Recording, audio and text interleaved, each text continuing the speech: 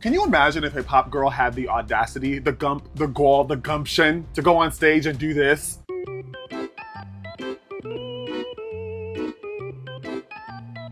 She would be crucified, destroyed. Honestly, I think the internet would not rest until she quit music. Actually, now that I'm thinking about it, there is a pop girl who did go through this, and unfortunately, I think sometimes shame works because it kind of worked out for the better for her.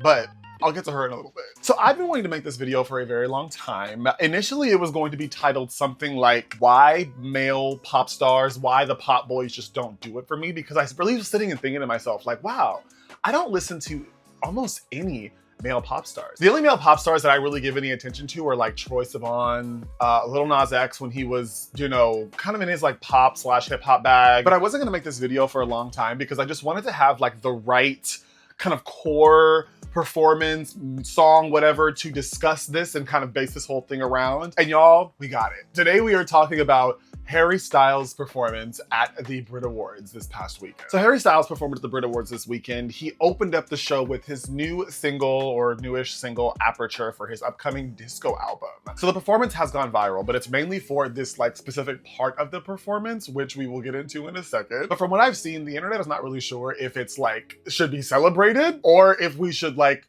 crush his dreams and like, you know, just destroy this whole empire that he's built. One side is saying that they are super happy that Harry Styles is basically like kind of giving us his authentic self. He's having fun on stage, and we have been asking for male pop stars to give us their authentic fun selves on stage for a very long time, and so we should be celebrating that. The other side is looking at the performance, especially this main part of the performance as it is, and arguing that like, this was awful, this was like not great, like he's not eating, he wants to be diva, and he will never be diva. Like the whole thing looks forced, like it looks like the choreography is happening to him and not through him. And of course, the comment sections do what the comment sections do. They turn one performance into this like huge referendum on pop music itself. So today I wanted to talk about this and kind of go into it a little more and talk about why I find this whole thing fascinating. So we're gonna talk about, first of all, why the bar is so low for male pop stars and why we punish them for even trying sometimes. The double standard when it comes to male pop stars versus female pop stars, because that definitely exists. I also want to give my thoughts on a conversation that's been happening kind of around Harry Styles for years, where it's like, we're not really sure if he's just being his authentic self with his feminine presenting clothes and everything with his performances, or if I think that it's just a marketing thing just to kind of get our gay dollars. And at the end, I want to kind of go into a hot take that I have about what we should do with all of this and an example that we have from recent history about how this could play out.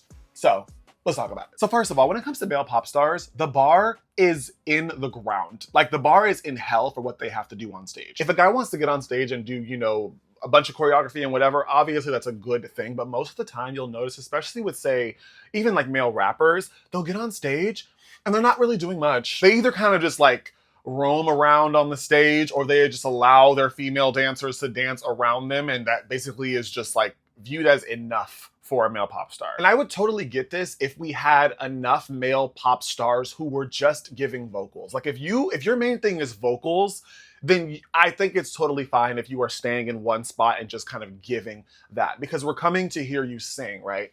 But if your whole shtick is performance, it's lights, it's colors, it's camera, it's action, then why are you just roaming around on the stage? I'm probably going to offend a few of you when I talk about this, but recently Bad Bunny performed at the Super Bowl, and I had some very strong opinions about that performance. I think I'm just used to pop singers, mainly female pop singers, not as a Super Bowl, like just get up to perform, and they're like giving. Like you got all these girls out here breaking it down,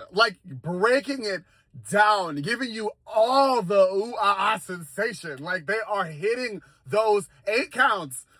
And then like Bad Bunny, like the bar is in it's under the ground. I don't know. I just think it's crazy that we expect female pop stars to be up there literally leaving their blood, sweat, and tears on the concert floor. But for male rappers, it's just like, yeah, as long as you get there and you look good, then we're fine. Like, we should expect more. I want to see you sweat, bro. Now, Harry Styles is an interesting case because Harry Styles both can like really sing, but he's also, I believe, with this new album going for a more disco vibe. And typically, whenever I've seen a Harry Styles performance, he is giving energy on stage. The main draw of him, at least from what I understand, because I'm not like a huge Harry fan, but from what I understand, the main draw are his vocals. And so you're going to hear him sing. You love hearing him sing. Like I remember in One Direction, the two main singers were Harry and Zayn. So he's known for vocals, so I typically give him a pass when it comes to some of his live performances. And Harry Styles is like not ugly, you know, so I do think that helps. So my problem with the Harry Styles performance, right, is like when I first saw it, I'm scrolling on Twitter and it first came up, as someone who has performed at hundreds of weddings and like corporate events and stuff, my first thought was not, ew, he looks goofy. Why is he having fun? My first thought was like, why is no one on beat? Like, why is no one in sync? Harry is the front man of this whole thing. And so if Harry is off, the whole thing kind of feels off. And so it doesn't matter if some of the dancers are like in time. It felt like the whole thing was not in time. And I watched the whole performance in its entirety. There are some really, really cool thematic storytelling elements of this performance, right? But my biggest thing was it just felt like nobody was in sync. Like nothing was like meshing. Nothing was coming together in a way where it was like, oh my gosh, this is like we're locked in, we're in the pocket, you know? And you could argue this song has some light disco elements. I'm gonna be honest, this is not my favorite Harry song. I do think that his As It Was album was pretty phenomenal, but he's going for a more upbeat, he's leaning way more into the pop of it all. And if you're gonna go disco, baby, disco is like an athletic genre. And it may be an unpopular opinion, but I actually kind of liked that it felt like he was having fun. Is that wrong? Is that wrong? I'm just gonna say it. When I watch white guys performed or just white guys dance in general, I typically give them a little more leeway because you just kind of like the bar is just a little, it just is a little lower. It just is what it is. If white guys have rhythm, it's like, oh, that's awesome. But like you kind of expect them not to. So I kind of gave it a little bit of grace, but it was just like, okay, what is going on? But overall, I did not think it was a bad performance in the slightest. You can tell that the performance had you can tell there was a lot of planning that went into the performance. And as a performer myself, like I appreciate that. I appreciate a planned out, pretty well executed performance from anybody. But what I think frustrated me the most about the whole thing is that you can tell that like, it was just such an example of like, the bar for pop boys is so low. When I can name so many pop girls that get up there and give you a performance. They justify you having to pay $800 for a ticket to their concert. Like you could argue that this was like, you know, one of the first times that Harry Styles is like really leaning into this, you know, more authentic version of himself on stage. And that is great. You can call it kind of like a practice performance. But my issue is that female artists don't really seem to get practice performances. If any female artist were to get on that stage and dance the way that he did, they would get roasted. Roasted. And best believe I'm going to talk about Dua Lipa in a bit. Pop girls are expected to be vocalists, dancers, visual artists, stylists, creative directors, brand strategists, and get up there and basically like make you feel like the world doesn't exist, like you are locked in, right? The pop boys are expected to be emotionally available boyfriend archetypes with a mic. And if they can sing and dance, that's just like garnish. That's just like sprinkles on top of the whole thing.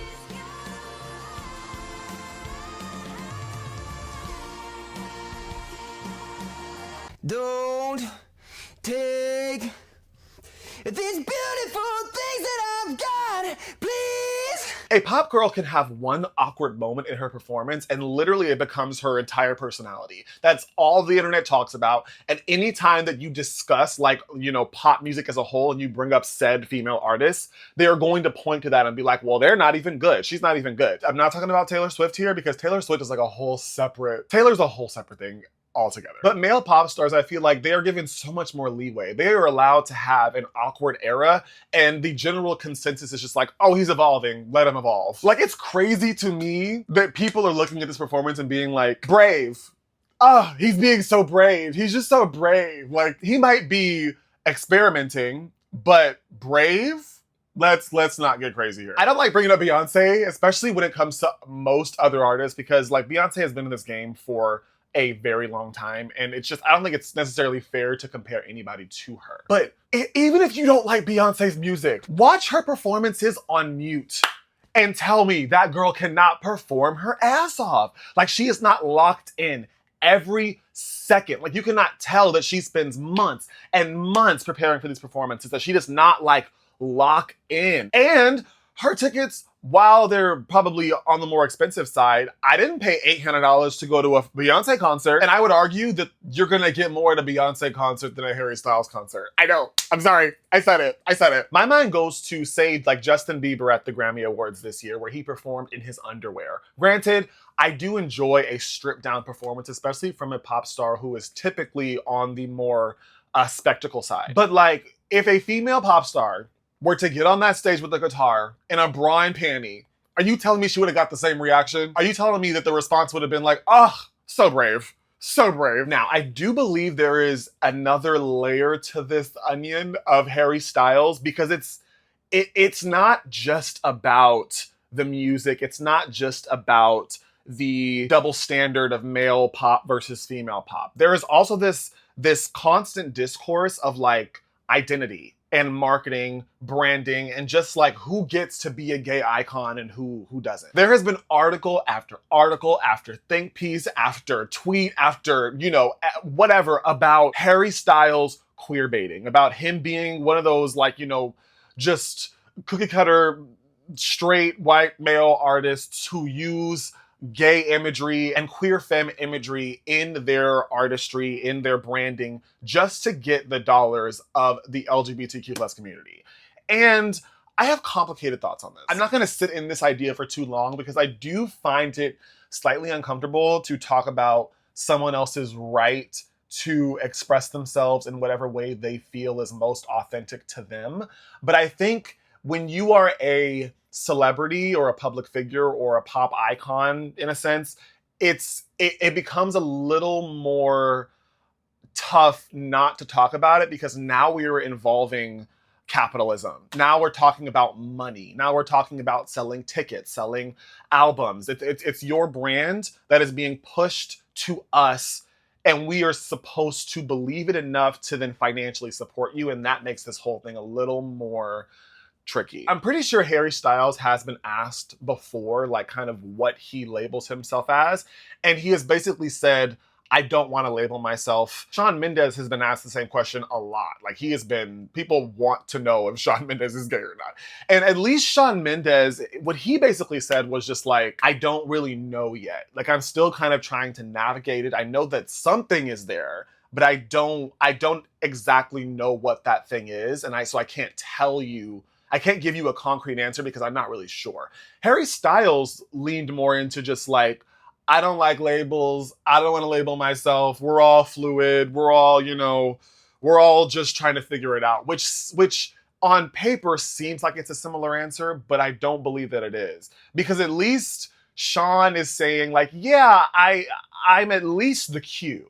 I'm at least the Q in this. Harry is saying, I just don't want to be labeled, which is kind of a label in and of itself, especially for fans who really need a black and white clarity around the artist they're supporting. Like, I'm not here to label anyone, but I do think it's important to acknowledge that there is an effect that ambiguity has when it's part of a brand. I think nowadays it feels like we have so many queer icons. Side note, I don't know if I feel comfortable saying queer or not. I work with a lot of older people in our community for my job. And so I've noticed that like younger people have no problem saying the word queer. It's like taking the power back from a word that's always been used against us. But the older community, I primarily work with older people in our community. And when I tell you they hate that word, they despise that word. So I'm trying to I might say it here and there, but I just know that I have a weird relationship with that word. But we don't actually have as many queer pop icons as we think we do. Queer culture is so much more popular nowadays than it has been in the past. It is a tough time to be part of the community now because it feels like everywhere you look, people are trying to basically push us back in the closet, which we're not going back. Like, girl, we're here.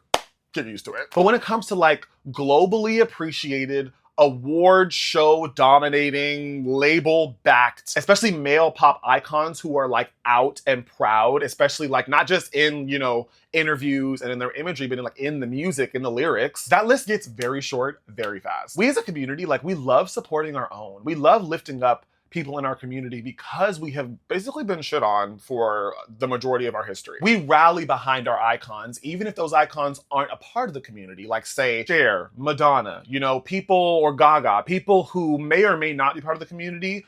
I know the Gaga is, I'm just using her as an example, but like, even if they're not part of the community, they show love for the community. They're constantly talking about how much they appreciate us for supporting them. Their activism backs that, you know, they financially back us as a community. Like, we really love those who love us. But it's also a reality that there have been a lot of times in history where we've supported someone who is not necessarily part of the community, but we think supports us back, and then they just turn around and basically burn us. Think recently like Nicki Minaj, or like in the past artists like Prince. Like we give them all this support, and then they basically just shit on us the moment that they feel like they're like too good for us. If you've ever felt like an artist took support from our community but didn't show up when it mattered, you know why this conversation is so tricky and gets so heated at times. And I think this is a huge part of the reason why this performance and just Harry Styles' like brand as a whole, or like other artists that are similar to him, like say Benson Boone, I think that's why these conversations get so heated and like extra spicy, because it's like, I think for a lot of people, it's not just, are you dancing good or bad? It's like, are you authentic or are we being sold something? But I do think this is a weird cultural moment where it's like, we expect so much more from our male pop stars, but then when they do like what Harry did and they get on stage and they like have choreography and they really seem to be enjoying themselves and like at least trying to be a little more open, authentic, have more fun, we don't accept it if it's not to a certain level of good. I could have said that better, but whatever. It's like we want more from male pop stars, but we also don't really allow them to fail safely in the way that we have allowed our female pop stars to for years. I do think that overall we want, especially Western male pop artists, to do more. We want more choreography. We want more visuals. We want more like, just more oomph, you know? But I think the problem is that you can't skip the reps. Like, pop girls don't get to skip the reps. And I think the perfect example of this whole thing happening to a female pop star and it turning out actually for the better is Dua Lipa. We all remember Dua Lipa's pencil sharpener dance. Like, we just do, because it was just a moment. She was roasted for that. She was cooked. And for a second, I think a lot of us thought, like, is this over for her? Like, that was bad. Like, she looked bad, and the moment was huge. Like, that was a viral moment if we have ever seen one. But I think we can all agree that, like, it was kind of for the best. Like, obviously, I wish that she didn't have to go through all of that in order to improve, but like, look at the material. Like, look at her now. You can tell that she has put in the work. Her performances now are eating. There's no question as to whether or not you want to go to a dual performance, because like, she's done the work and you can tell, you can see it. So I do hope this moment is similar. Like, I hope that Harry takes this and goes, all right, I really gotta work on my brand, my image, and he actually just kind of makes things clearer for us, because I think that will make it a lot easier to support what he is doing. So all in all, like, one, raise the bar for men, and like, I know it won't ever get to the same level as a female pop star, but like, we can at least get it closer than it is now. Two, we should stop punishing women, female pop stars, for having to be perfect. And three, I do think while this might be a bigger conversation, we should stop confusing aesthetic signaling with artistry. I think we should all expect more from our male pop stars. We want them to do more, but we also want it to be good. But as a closing thought, like, if your whole argument for male pop stars is like, well, at least he tried, like, congrats. You're describing like a middle school talent show, not the BRIT Awards. Like, we love him, glad he tried, but like, also keep working on it. As always, I would love to hear your thoughts, because I know this is a very tricky conversation to have, but let's get the conversation started in the comments below. And I love you guys so much. I'll see you in the next one.